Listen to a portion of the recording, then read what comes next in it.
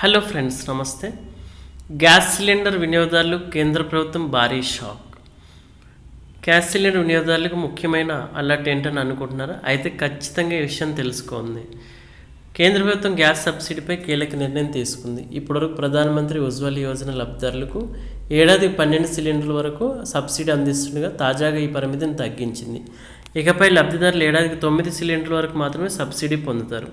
ప్రస్తుతం 2023 అక్టోబర్ నుంచి అమల్లో ఉన్న పద్ధతిలో 14.2 కేజీల సిలిండర్లకి 300 చొప్పున సబ్సిడీ ప్రభుత్వం అందిస్తుంది.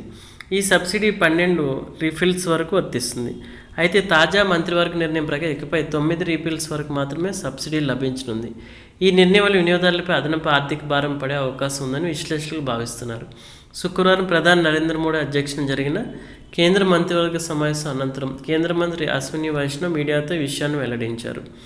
మంత్రివర్గం 2025-26 ఆర్థిక సంవత్సరానికి గాను పీఎంయూఓ వినియోగదారులు 12,000 కోట్ల సబ్సిడీని కొనసాగించేందుకు ఆమోదం తెలిపింది. 14.2 కేజీల సిలిండర్కి ఏడాదికి 9 రీఫిల్స్ వరకు 300 చొప్పున సబ్సిడీ ఇవ్వాలని నిర్ణయించారు. 5 కేజీల గ్యాస్ కనెక్షన్లకు దానికి అనుగుణంగా సబ్సిడీ లెక్కించబడుతుంది. అదేవిధంగా 2025 జూలై 1 నాటికి దేశవ్యాప్తంగా 10.33 కోట్ల పీఎంయూఐ కనెక్షన్లు ఉంటాయని కూడా మంత్రి తెలిపారు.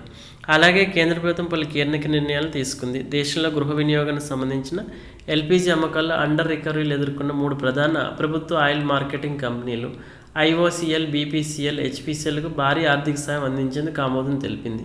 ఈ 3 కంపెనీలు గ్యాస్ సిలిండర్ విక్రయాల సబ్సిడీ కారణంగా ఎదుర్కొన్న నష్టాలకు పరిహారంగా 30,000 కోట్ల నష్టపరిహారం ఇవ్వాలని మంత్రివర్గం నిర్ణయించింది. ఈ నష్టపరిహారం చెల్లింపు బాధ్యత పెట్రోలియం అండ్ సహజవాయు మంత్రిత్వ శాఖపై ఉంటుంది. మొత్తం పరిహారాన్ని 12 విడతలుగా చెల్లించనున్నారు. దీని ద్వారా ఆయిల్ మార్కెటింగ్ కంపెనీలపై ఉన్న ఆర్థిక భారాన్ని తగ్గించవచ్చని కేంద్రం భావిస్తుంది.